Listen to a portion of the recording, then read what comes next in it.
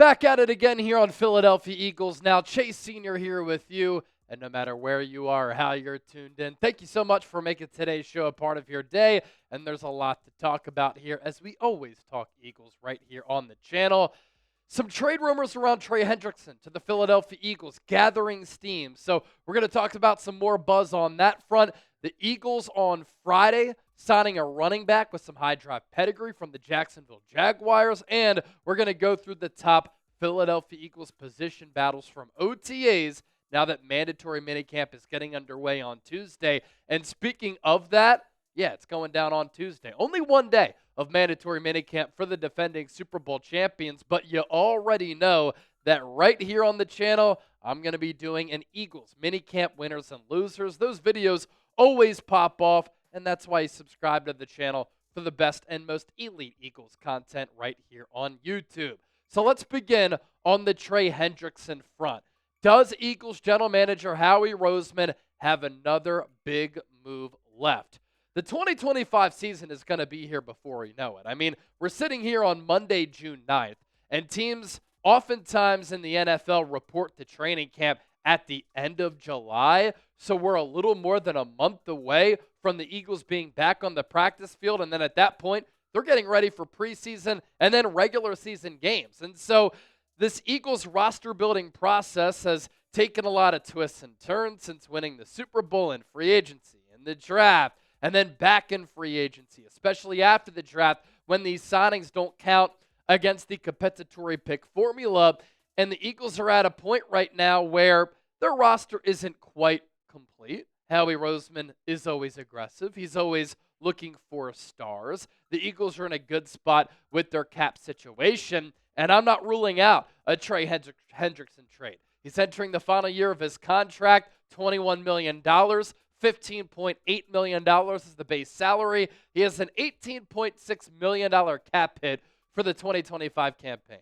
One of the big issues for him, final year of his deal, no more guaranteed money left on his contract, and he has been very vocal about wanting a new deal. He has said that Cincinnati is home. That's where him and his family want to stay. But after the Bengals paid Jamar Chase, paid T. Higgins, for an organization that has been cheap, they might not have enough dough left to pay Trey Hendrickson, or they might not want to pay Trey Hendrickson. But today, an interesting development here for Cincinnati, and they made a move that I didn't see coming. The Bengals released veteran linebacker Jermaine Pratt. He ranked in the top 10 in the NFL last year in tackles. He was a team captain. Now he's hitting the open market, according to Tom Pelissero.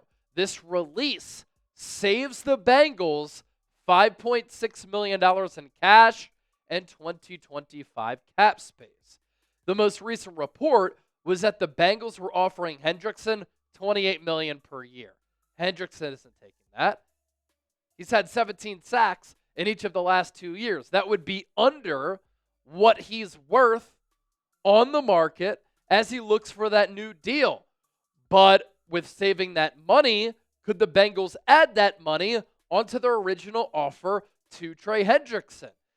Pratt put together a pretty good career with Cincinnati, and this move surprised a lot of people. 6 years, 665 tackles, 8 INTs, 7 forced fumbles. He was a starting linebacker for 5 playoff wins for the Bengals, and he was and is going to continue to be appreciated by that Cincinnati fan base. NFL.com, though, put together 7 trades that they would like to see during the offseason. And they once again linked Trey Hendrickson to Philadelphia. Here's what Mark Ross said with the deal that he wants to see take place. And he said this: the Eagles dominated the Chiefs in the Super Bowl with a relentless pass rush. With Philadelphia having questions on that front heading into the 2025 season, given the loss of Josh Sweat, Nolan Smith's injury, and the inherent need for young guys like Moro Ajomo, a former 7th-round pick, and Jalix Hunt, a former 3rd-rounder, to level up. General manager Howie Roseman hit big on the trade for wide receiver A.J. Brown in 2022, trading for Hendrickson, who's in a contract standoff with the Bengals, could provide a similar effect for the defense. Plus, the Eagles just cleared more cap space by dealing Huff. This would be a case of the rich getting richer and a move that I wouldn't put past Philly. So the Eagles opened up space with the Bryce Huff trade, also with the post-June 1 designations of James Bradbury and Darius Slay. They opened up even more cash and even more cap space. This Trey Hendrickson trade, when you think about it in the grand scheme of things, do they need Trey Hendrickson? No. But Howie loves going big fish hunting and star hunting. He loves making big moves. He loves bringing in marquee players to shock the rest of the NFL. And while the Eagles don't necessarily need a pass rusher, this would make them better, and it would improve their chances of going back-to-back and winning another Super Bowl. A couple of issues here with Trey Hendrickson. The 17.5 sacks in each of the last 2 years. No player in the NFL has had more than him. He is 30. He's going to be 31. But with that production, with the age, and with him being in the final year of his contract, does the timeline of his career and him demanding that amount of money fit the Eagles' path and timeline of what they've done this offseason, which is let older players go to get younger and build through the draft, where they have 13 picks in the 2026 NFL draft. You look at the highest paid edge rushers per year list, and this is a lot of dough for these players here. Myles Garrett making 40, Danielle Hunter making 35.6, Max Crosby 35.5, Nick Bosa at 34. You don't see Trey Hendrickson on that list at about 21 right now, but with what he's done the last 2 years, how productive he's been, the premium position that he plays, where the edge rusher market is going, $30+ million per year is what Hendrickson is going to demand, and he's worthy of that. And so keep that in mind when you think about a potential Hendrickson trade to Philadelphia. This is the poll question for today's show. I want you to answer it down in the comments section here. Should the Eagles trade for Trey? Yes or no?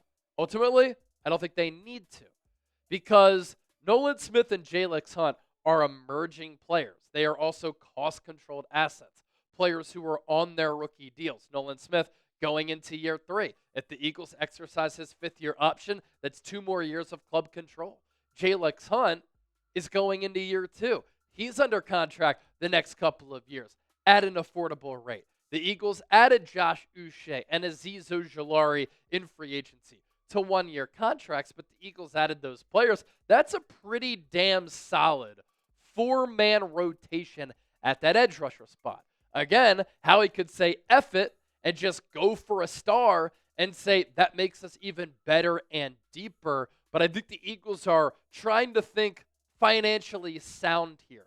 Looking ahead, Jalen Carter's going to demand $30 to $40 million. They want to retain a player like Reed Blankenship. Some of these other younger players are also going to be in the asking for some big contracts here from Howie Roseman. Before we continue to push forward on today's show, these Eagles Super Bowl shirts, 50% off, only $20. These are the same shirts that Eagles players were wearing after they slapped the Kansas City Chiefs upright in the face, hit them with that uppercut, and took them down in Super Bowl 59. When these shirts first hit the market after the Super Bowl, they were going for $40, $50. They are on sale, thanks to our friends at Fanatics, for just $20.